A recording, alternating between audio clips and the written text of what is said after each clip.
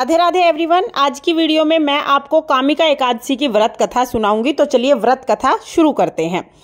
एक बार कुंती पुत्र ज्येष्ठ अर्जुन बोले, हे भगवान, मैंने आषाढ़ मास के शुक्ल पक्ष की देवशयनी एकादशी का विस्तार पूर्वक वर्णन सुना। अब आप मुझे श्रावण मास के कृष्ण पक्ष की एकादशी की कथा सुनाइए। उस एकादशी का क्या नाम है तथा इसकी विधि क्या है? इसमें कौन से देवता की पूजा की जाती है? इसका व्रत करने से मनुष्य को क्या फल मिलता है? श्री कृष्ण भगवान बोले, हे अर्जुन, मैं श्रावण मास की पावन एकादशी की कथा कहता हूँ, ध्यान पूर्वक सुनो। एक समय इस एकादशी की पावन कथा को भीष्म पितामह ने लोकहित के लिए नारद जी से कहा था। एक समय नारद जी ने कहा, हे पितामह, आज मेरी श्रावण मास के कृष्ण पक्ष की एकादशी की कथा सुनने की इच्छा है, अतः आप एकादशी की व्रत कथा विधि सहित सुनाइए। नारद जी के वचनों को सुनकर भीष्म पितामह बोले, हे नारद जी, आपने अत्यंत सुंदर प्रस्ताव किया है, आप ध्यान लगाकर सुनिए। श्रावण मास के कृष्ण पक्ष की एकादशी को कामिका एकादशी कहा जाता है। इस एकादशी के कथा सुनने मात्र से ही वाजपेय यज्ञ का फल मिलता है। कामिका एकादशी के व्रत में शंख चक्र गदाधारी भगवान विष्णु की पूजा की जाती है। जो मनुष्य इस एकादशी को धूप दीप नैवेद्य आदि से भगवान विष्णु की पूजा करते हैं, उन्हें गंगा स्नान के समान फल प्राप्त होता है। सूर्य या चंद्र ग्रहण में केदार और कुरुक्षेत्र में स्नान करने से जो पुण्य प्राप्त होता है, वह पुण्य कामिका एकादशी को भगवान विष्णु के पूजन करने से प्राप्त होता है। श्रावण मास में विष्णु भगवान की पूजा करने का फल समुद्र और वन सहित पृथ्वी दान करने के बराबर होता है। संसार में भगवान की पूजा का फल सबसे अधिक है, अतः भक्ति पूर्वक भगवान की पूजा न बन सके तो श्रावण मास के कृष्ण पक्ष की कामिका एकादशी का व्रत अवश्य करना चाहिए।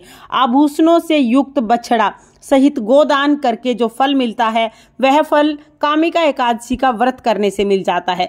जो उत्तम श्रावण मास के कृष्ण पक्ष की कामिका एकादशी का व्रत करते हैं तथा श्री विष्णु भगवान का पूजन करते हैं, उससे समस्त देव नाग किन्नर पितृ आदि की पूजा का फल मिलता है। इसलिए पाप से डरने वाले व्यक्तियों को विधि विधान से इस व्रत को करना चाहिए। संसार सागर तथा पापों में फंसे हुए मनुष्यों को छूटने के लिए कामिका एकादशी का व्रत अवश्य करना चाहिए। कामिका एकादशी के व्रत से समस्त पाप नष्ट हो जाते हैं। संसार में इससे अधिक पापों को नष्ट करने वाला और अन्य कोई उपाय नहीं है। हे नारद जी, स्वयं भगवान ने अपने मुख से कहा है कि मनुष्यों को अध्यात्म विद्या से जो फल मिलता है, उससे अधिक फल कामिका एकादशी का व्रत करने से मिल जाता है।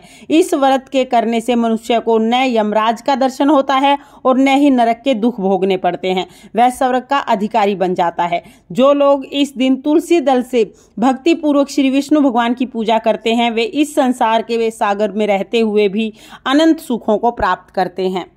दुखों से वो मनुष्य इस प्रकार दूर रहते हैं जिस प्रकार कमल पुष्प जल में रहता हुआ भी जल से अलग रहता है।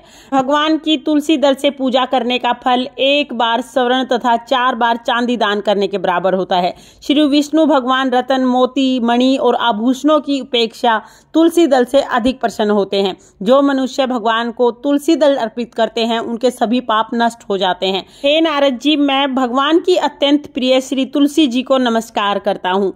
तुलसी जी के दर्शन मात्र से मनुष्य के समस्त पाप नष्ट हो जाते हैं और शरीर के स्पर्श मात्र से मनुष्य पवित्र हो जाता है। तुलसी जी को जल में स्नान करा के मनुष्य की समस्त यातनाएं समाप्त हो जाती हैं। जो मनुष्य तुलसी जी को भक्ति पूर्वक भगवान के चरण कमलों में अर्पित करता है, उसे मुक्ति मिलती है। जो मनुष्य इस कामिका एकादशी की रात्रि को जागरण करता है और दीपदान करता है, उनके पुण्यों को लिखने के लिए चित्रगुप्त भी असमर्थ है। जो मनुष्य एकादशी के दिन भगवान के सामने दीपक जलाते हैं, उनके पितृ स्वर्ग लोक में अमृत का पान करते हैं। जो मनुष्य भगवान के सामने घी या तिल के तेल का दीपक जलाते हैं, उनको सूर्य लोक में भी सहस्त्र दीपकों का प्रकाश मिलता है। प्रत्येक मनुष्य को कामिका एकादशी का व्रत अवश्य करना चाहिए। इस व्रत के करने से ब्रह्म हत्या का पाप भी समाप्त हो जाता है और इस लोक में सुख भोग कर अंत में विष्णु लोक को जाते हैं। इस कामिका एकादशी का महात्म्य श्रवण और पठन से ही मनुष्य स्वर्ग लोक का अधिकारी हो जाता है।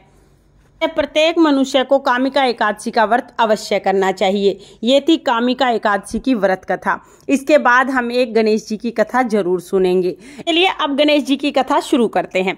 एक बार एक गांव में एक बुढ़िया रहती थी। बुढ़िया रोजाना गणेश जी का पूजन करती थी। रोजाना मिट्टी के गणेश जी बनाती, रोजाना गल जाते। बुढ़िया के घर के सामने ही सेठ की हवेली बन रही थी। बुढ़िया ने जाके कारीगर से कहा, कारीगर भाई मेरे लिए पत्थर के गणेश जी बना दो।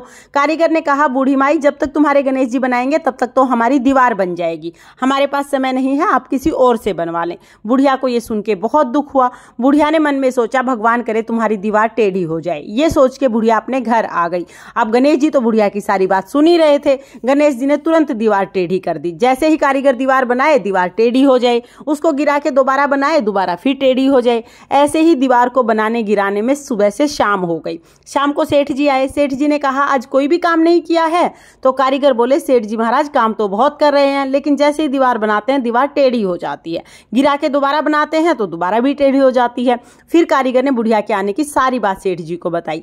सेठ जी ने कहा, मुझे बुढ़िया के पास लेके चलो। कारीगर सेठ जी को बुढ़िया के पास ले गए। सेठ जी ने बुढ़िया के सामने हाथ जोड़ के कहा, हे बूढ़ी माई, हम आपके पत्थर के नहीं सोने के गणेश जी बनवा देंगे, आप हमारी दीवार सीधी करा दो। गणेश जी तो सारी बात सुन ही रहे थे। जैसे ही सेठ जी ने ये बात कही, गणेश जी ने तुरंत दीवार को सीधा कर दिया। सेठ जी ने भी बुढ़िया को सोने के गणेश जी घड़वा के दिए।